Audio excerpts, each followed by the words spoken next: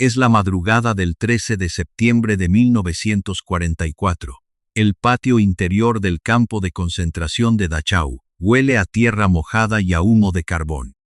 No el frío que se siente en casa cuando dejas una ventana abierta, sino el frío específico de los lugares donde las personas han sido reducidas a números. El tipo de frío que entra por la ropa y ya no sale. Son las 4 de la madrugada, la hora en que el mundo está más oscuro. 4 mujeres cruzan el patio. Caminan despacio, no porque tengan miedo, sino porque llevan meses encadenadas y sus cuerpos ya no recuerdan cómo moverse sin el peso del metal en las muñecas, en los tobillos. Una de ellas tiene 30 años, tiene el pelo oscuro, los ojos de alguien que ha tomado una decisión que ya no puede deshacerse. 5 la obligan a arrodillarse en el suelo. El suelo está mojado. Ella lo siente a través de la tela delgada de su ropa de prisionera. Un oficial de la CSS se acerca por detrás. Entonces ella dice una sola palabra, una palabra que ningún interrogatorio, ninguna celda, 5, ningún mes encadenada en la oscuridad había podido arrancarle. Liberté, libertad. Ese es el último sonido que produce Noor Inayat Khan antes de morir. Punto 5. Si crees que ya conoces esta historia, la historia de la espía valiente que murió por sus convicciones, quédate. 5. Porque lo que nadie te ha contado todavía es la parte que lo cambia todo. La parte sobre quién la envía sabiendo que es una trampa. La parte sobre los cuadernos que destruyen su propia misión. La parte sobre la persona que la traiciona y nunca paga por ello. Y la pregunta que los historiadores todavía no pueden responder. ¿Sabe Noor, en esas últimas horas, que no fue en vano? Esa pregunta no tiene respuesta. O la historia que la rodea sí la tiene. Y es más oscura, más humana, implaz y más necesaria de lo que cualquier estatua o medalla póstuma puede contener. Si quieres seguir escuchando historias de mujeres que el mundo intentó borrar, suscríbete ahora. Hay muchas más esperando. Pero antes de continuar, hay algo que necesitas saber sobre quién era esta mujer antes de ser espía. Porque lo que viene después no tiene sentido sin lo que viene primero. Volvamos al principio. No al principio de la guerra, al principio de ella. Moscú, 1914. El mundo todavía no sabe que está a punto de destruirse a sí mismo. En una habitación que huele a madera de pino y a tinta fresca, nace una niña.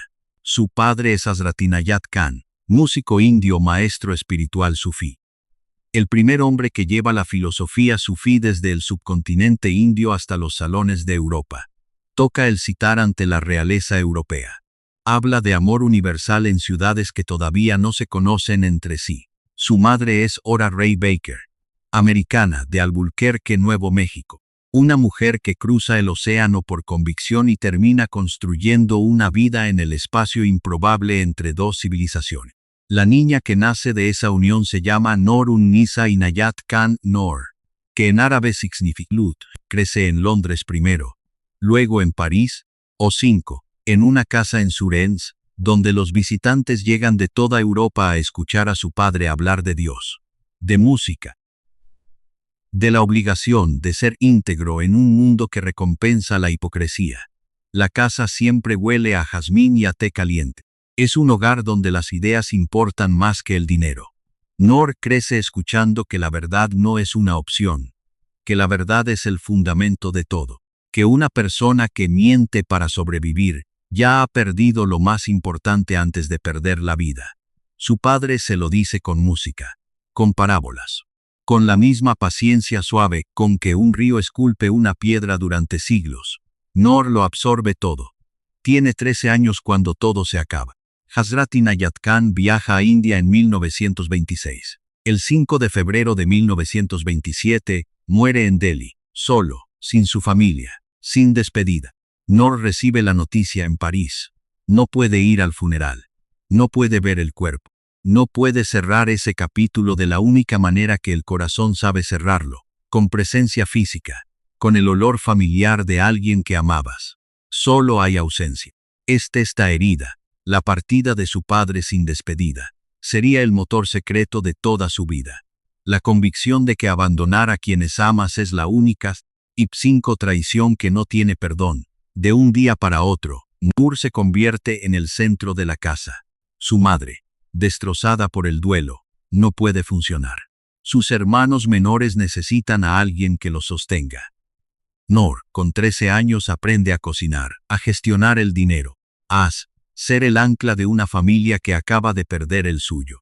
Lo que no sabe todavía, lo que ninguna persona de 13 años puede saber, es que ese aprendizaje la va a matar décadas después. Estudia psicología infantil en la Sorbona. 5. Escribe cuentos para niños basados en los Jataka, las historias budistas que su padre le contaba cuando era pequeña. El programa Children's Hour de la BBC los transmite en radio durante los años 30. En 1939, un año antes de que Europa se incendie, publica 20 Jataka Tales, un libro de cuentos que todavía existe, que todavía se puede sostener en las manos, con su nombre en la portada. Es una mujer joven que escribe sobre compasión y justicia para niños que no conoce. Entonces Hitler invade Francia. En junio de 1940, Noor y su familia huyen de París en barco bajo bombardeo aéreo. El sonido de las bombas cae sobre el agua mientras el barco se aleja de las costas francesas. Llegan a Inglaterra con lo que pueden cargar. Y Noor, que lleva toda su vida evitando el conflicto, que creció en una filosofía sufí de paz absoluta, que escribió cuentos sobre la bondad universal, se alista en la Fuerza Aérea Auxiliar Femenina en menos de 3 meses. Sí, no puede quedarse quieta cuando el mundo arde, no puede abandonar. Eso lo aprendió con 13 años. Los historiadores han documentado que en 1942, un reclutador del Special Operations Executive, el SOE, la organización de espionaje creado por Churchill con la orden de prended fuego a Europa, nota que Noor habla francés con fluidez perfecta. Seclassin creció en París. Tiene el acento. Conoce las calles. La reclutan como operadora de radio. El entrenamiento dura meses. Punto 5. Aprende a transmitir en código Morse.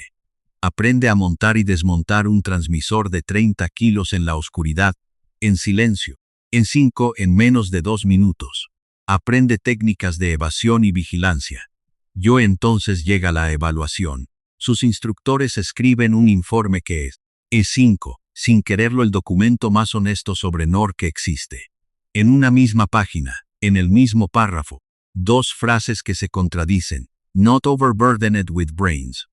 Exceedingly brave. No demasiado inteligente. Extremadamente valiente.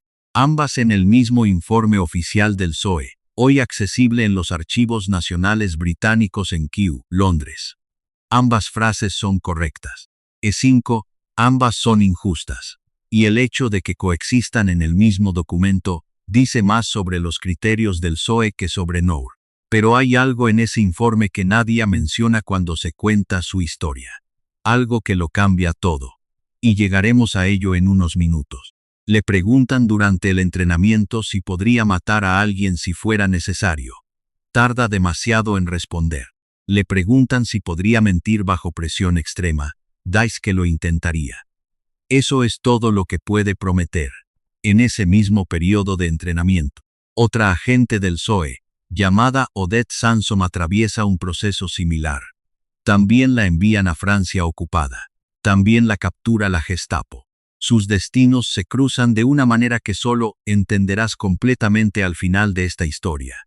Porque lo que le pasa a Odette es exactamente el espejo invertido de lo que le pasa a Noor. Y esa diferencia revela algo sobre el sistema que a ninguno de los dos le conviene que sepas. Pero eso es más adelante.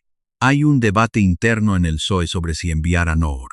Algunos oficiales la consideran demasiado visible, india, con rasgos que no se confunden con los de una parisina blanca, con un nombre imposible de ocultar. Otros argumentan que es exactamente lo que necesitan. Fluida en francés, valiente. Este es el detalle que los archivos registran, pero nadie dijo en voz alta. Sin vínculos políticos que hagan su pérdida incómoda, si muere. No habrá escándalo aristocrático. No habrá preguntas en el Parlamento. Era el agente perfecto porque su pérdida sería perfectamente silenciable.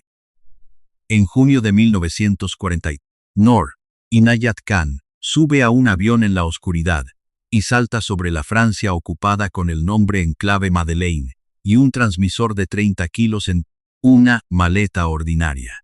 Tiene 29 años, aterriza en un campo cerca de París. El suelo de Francia huele a trigo seco y a verano tardío. Ella lo respira. Recoge el paracaídas. Empieza a caminar hacia la ciudad 3 semanas después de su llegada. La red Prosper. La red donde iba a trabajar, el tejido de contactos que era su única protección, es destruida completamente por la Gestapo. Más de 400 personas capturadas en toda Francia en cuestión de días. Noor queda sola, completamente sola. Londres le transmite una oferta de extracción inmediata. Puede salir. Hay un avión. Entonces pasa algo que define todo lo que viene después. Noor rechaza la extracción. Hay otros agentes dispersos que todavía no han sido capturados. Si ella se va, la red de comunicación colapsa completamente. Alguien tiene que quedarse transmitiendo. 5. Alguien tiene que ser el hilo que conecta la resistencia con Londres. No puede abandonar. ¿Recuerdas esa frase? La aprendió con 13 años. Y cuando su padre murió sin despedida, y ella decidió que abandonar a quienes amas es la única traición sin perdón. Todo lo que Noor hace en Francia ocupada, cada decisión que parece suicida desde fuera, lleva esa misma firma. Y así comienzan los 4 meses más extraordinarios de la Segunda Guerra Mundial. Durante 4 meses, Noor opera completamente sola en París.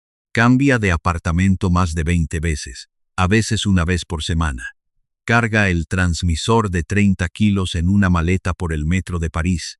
Sube escaleras, atraviesa controles alemanes con una sonrisa y documentos falsos mientras el corazón tiene que latir a un ritmo perfectamente normal.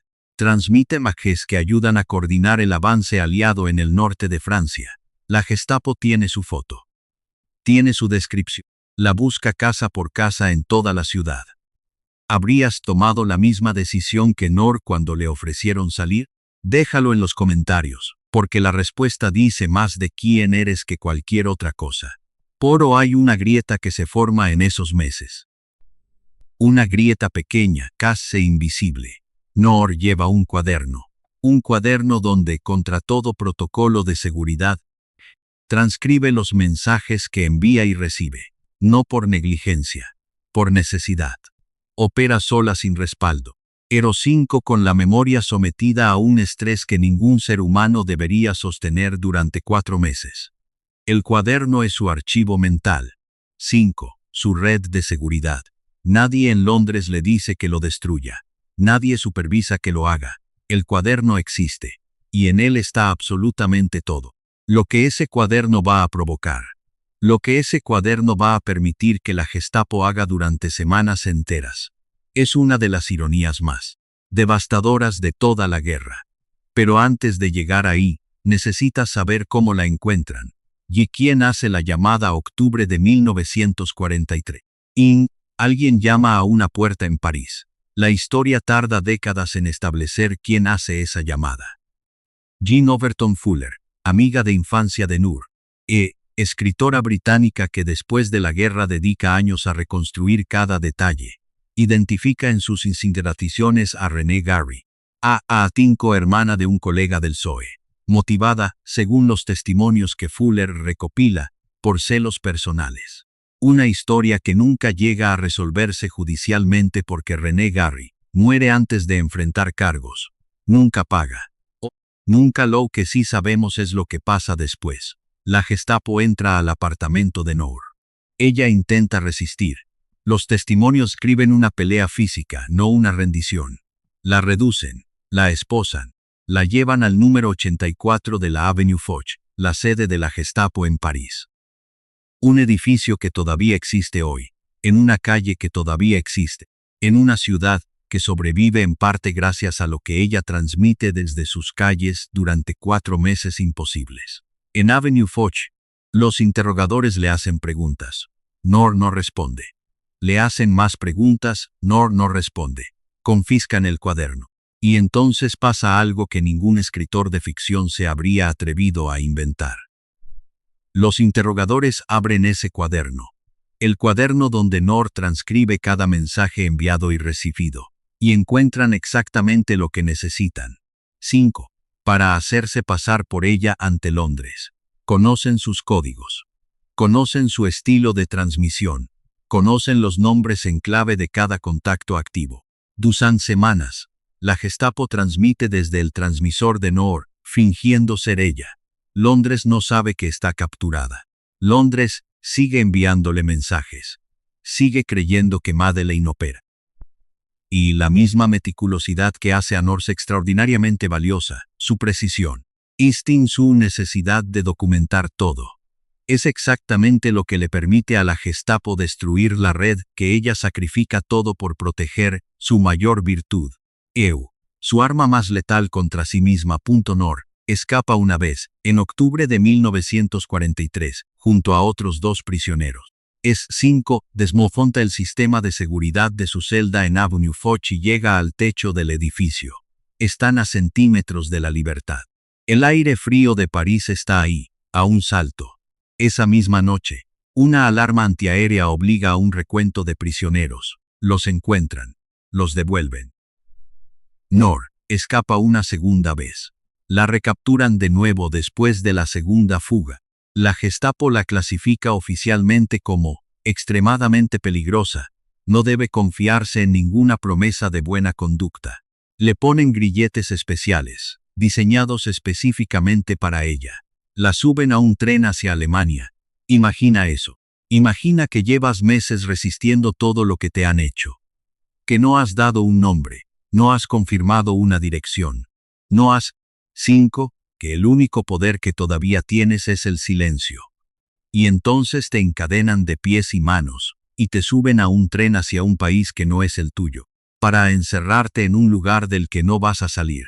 Imagina saber eso. Imagina seguir sin rendirte. Pforzheim, Alemania, noviembre de 1940. Una celda de aislamiento, sin ventanas al exterior. Sin contacto humano excepto el guardia que trae comida una vez al día. Las cadenas no se quitan nunca. Ni para dormir, ni para comer, ni para nada. 307 Yacite. Friedrich Wilhelm Rupert. Im. El oficial de las SS que supervisa su custodia durante ese período y que sobrevive la guerra para declarar ante un tribunal aliado, testifica que en todo ese tiempo nunca ve a Noor sin las cadenas. Que cuando le traen la comida, las cadenas suenan contra el plato de metal, que nunca la oye quejarse, ni una sola vez. No sabemos qué piensa Noor en esos 307 días. No hay cartas, no hay diario. Solo el silencio de unas celdas y el sonido del metal contra el suelo de piedra. Pero algo todavía no se ha quebrado. Lo sabremos en 9 meses. 5. Septiembre de 1944. Noor llega a Dachau con otras 3 agentes del SOE, Yolande Bickman, Madeleine Damermen, Eliane Pleumann. 4 mujeres. 4 nombres que el sistema que las envía prefiere no pronunciar en voz alta. El 13 de septiembre, en la madrugada las llevan al patio. Ya sabes lo que pasa, ya sabes la palabra que ella dice, pero hay algo que no sabes todavía. Algo que los historiadores han documentado décadas después, y que convierte esa palabra en algo más que valentía. El 6 de junio de 1944, 3 meses antes de la ejecución de Noor, los aliados desembarcan en Normandía. El día 2, la operación más grande de la guerra. La operación que empieza a doblar la rodilla a la Alemania nazi. Esa operación necesitó comunicaciones. Necesitó redes de resistencia activas en Francia. Necesitó operadoras de radio que transmitieran desde dentro del territorio ocupado mientras la Gestapo las buscaba. Noor transmite desde París durante 4 meses imposibles. Nadie puede probar con certeza cuánto contribuye su trabajo a la coordinación del día D. Los archivos del SOE, liberados parcialmente en los años 90 por los archivos nacionales en Kew, no responden esa pregunta con precisión. Lo que sí documentan es que Noor era durante esos meses la única operadora de radio activa en toda la región parisina, la única. Y la pregunta que nadie puede responder es esta. ¿Sabe Noor, en esas últimas horas en Dachau, que el desembarco ocurrió? ¿Sabe que los aliados avanzan? ¿Sabe que no fue en vano? Esa pregunta se queda abierta para siempre. Y es exactamente el tipo de pregunta que una vida como la de Noor merece. No una respuesta limpia, sino un silencio que pesa. La guerra termina en mayo de 1945. En 1949, el gobierno británico otorga a Noor la Cruz de Jorge, la máxima condecoración civil del Reino Unido. De manera póstuma, Francia le da la Croix de Guerre, medallas para una mujer muerta. El PSOE nunca da una explicación pública sobre por qué envía a Noor sabiendo que la red Prosper estaba destruida semanas antes de su llegada. Vera Atkins, la oficial que la recluta, que la despide hacia París, que conoce los riesgos desde dentro. Pasa los años posteriores a la guerra buscando a los agentes desaparecidos, documentando sus destinos, reclamando reconocimientos póstumos. Es culpa disfrazada de deber. Lo hace durante décadas. Es lo más cercano a una disculpa que la institución produce. Luego está Odette. ¿Recuerdas que mencionamos Sansom al principio? La otra agente del PSOE que también captura la Gestapo. Aquí está su historia completa. Odette también es torturada. También la envían a un campo de concentración. Ravensbrück, no Dachau. La diferencia entre Odette y Noor no es la valentía. No es la resistencia. Ambas soportan lo insoportable. La diferencia es que Odette miente. Anne le dice a la Gestapo que es la esposa del oficial Peter Churchill, que es sobrino de Winston Churchill, lo cual es completamente falso, y que si la matan desencadenarán consecuencias diplomáticas catastróficas. Es una mentira construida con arquitectura perfecta. Funciona el tiempo suficiente. Odette sobrevive. Vive hasta 1995. Le hacen películas. La celebran como heroína. El sistema que usa a ambas recompensa la supervivencia. Y la única herramienta que Noor se niega a usar. Por convicción. Por debilidad. 5. Porque su padre le enseña desde niña que la verdad es el fundamento de todo. Es exactamente la herramienta que ese sistema requiere para sobrevivir.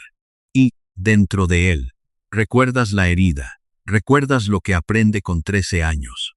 Recuerdas que abandonar a quienes amas es la única traición sin perdón. Esa convicción la mantiene en París cuando podría salir. Esa convicción la mantiene en silencio durante los interrogatorios. Esa convicción es lo que el sistema que la usa llama no apta. Y es exactamente lo que hace que su historia todavía importe 80 años después. En noviembre de 2012. Una estatua de bronce de Noor Inayat Khan se inaugura en Gordon Square, Londres. La princesa Anne asiste a la ceremonia. Es la primera estatua en Gran Bretaña de una persona de origen indio y de fez musulmana. La escultura muestra a una mujer joven mirando hacia adelante.